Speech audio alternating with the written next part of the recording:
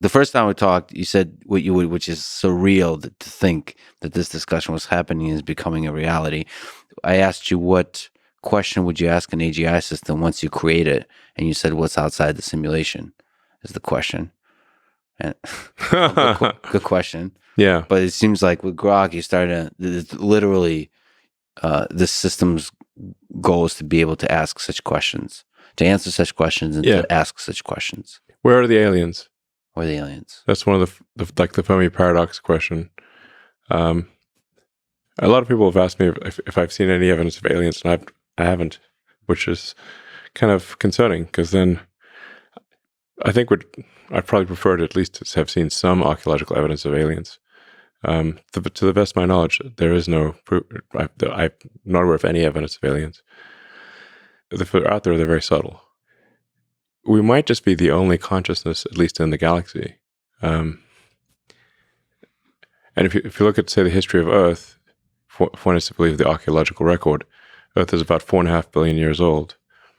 Civilization, as measured from the first writing, is only about 5,000 years old. We have to give some credit there to the ancient Sumerians, who aren't around anymore. I think it was the archaic pre-cuneiform was the first actual symbolic representation, but only about 5,000 years ago. I think that's a good date for when we're, say, civilization started. That's 1/1,000,000th of Earth's existence. So civilization has been around. It's really a flash in the pan so far. And why have we? Why did it take so long?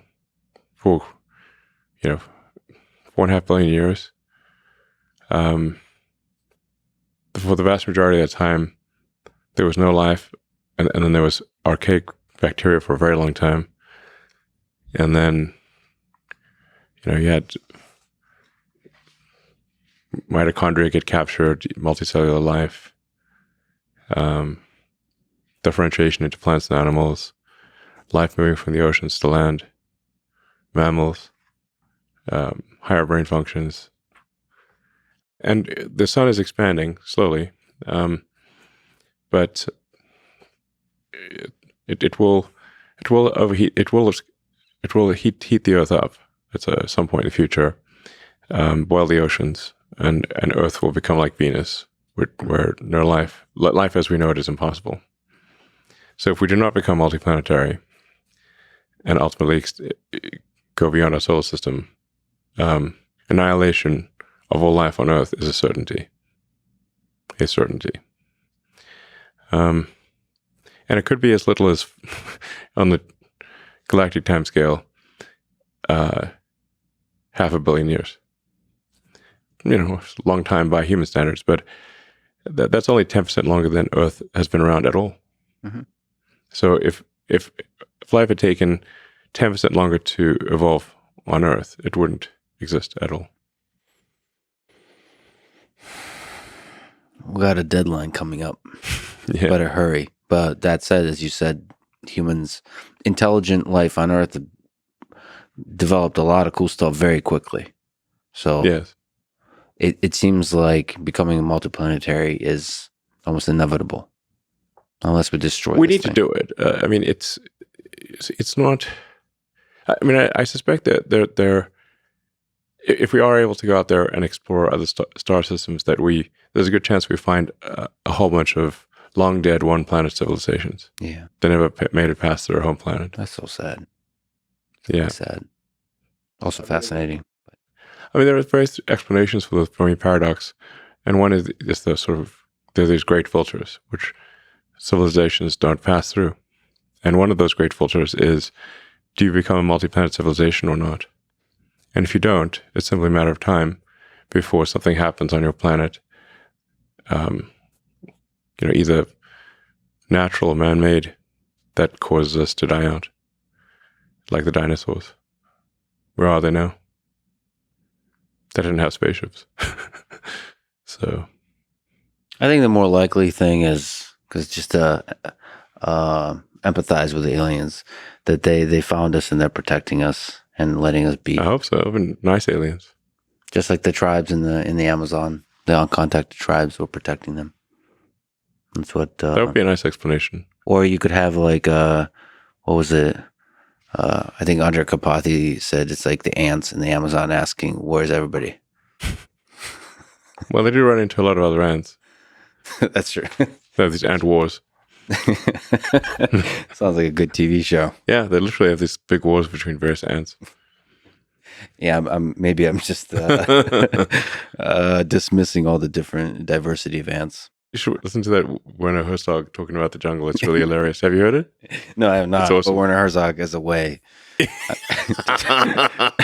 should play it for the as an interlude in the. Yeah. It's on YouTube. It's awesome. I love him so much. Yeah, he's great. Was he the director of Happy People, Life in the Taiga? I think also. He did that bear documentary. The bear documentary. And did this thing about penguins. Yeah. the analysis, the psychoanalysis of a penguin.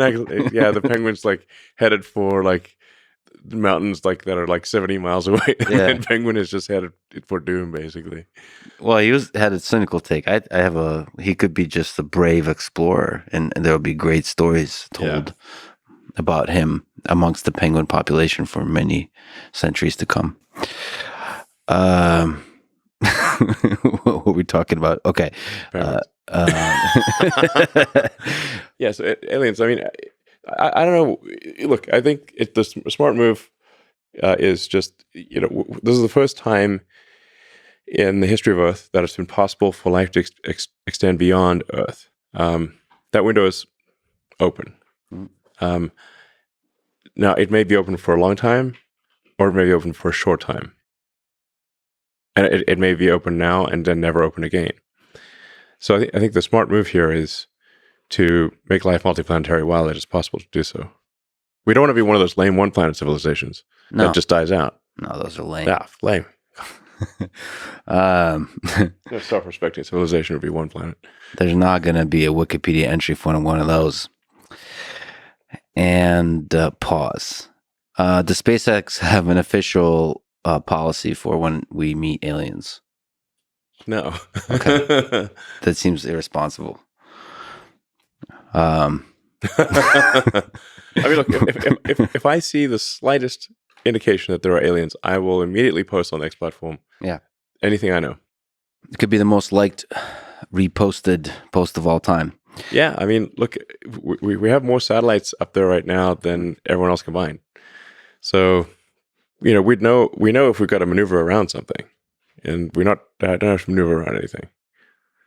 If we go to the big questions once again, you said you're with Einstein that you believe in the God of Spinoza.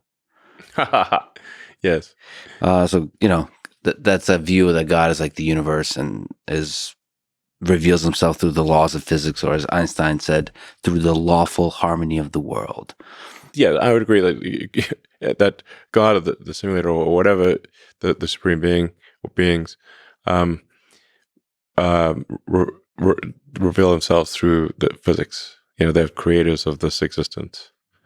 And it's incumbent upon us to try to understand more about this wondrous creation. Like, who created this thing? Who's running this thing?